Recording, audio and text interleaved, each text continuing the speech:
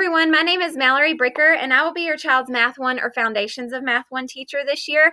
I wanted to quickly walk you through our syllabus, which is what I would normally do on our open house night, but unfortunately that cannot happen this year. At the bottom of this screen, you'll see my email address and a phone number that I can be reached at. If you'll just text me or email me whenever you have a question, I will return the message as soon as possible.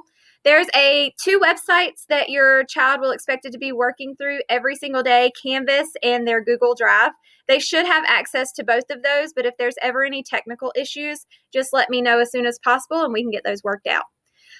Every single day I've tried to build the Canvas course super consistent. So every day when they log on, if they're not in class with me, they'll know exactly what to do, and every day will be the same. It'll be a different topic every day, but every day looks the same. And on Friday, they will have a quiz each Friday. There are 4 very important supplies that every child needs for class. Pencils, of course.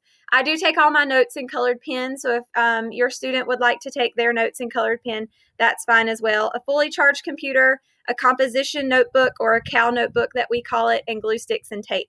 I do have extra notebooks and tape or glue, so if I need to help with those, just let me know.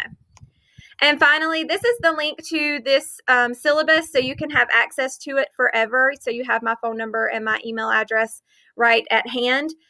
This is hard this year. It's going to be hard. It's going to be different, but just know that we're going to work through it and we'll get through it. The best thing that you can have is a positive attitude and just give your best effort.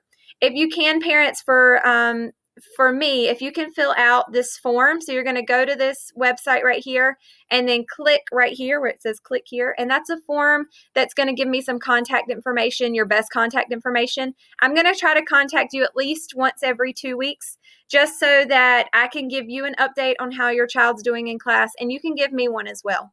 I cannot wait to work with you, and I hope to see you soon.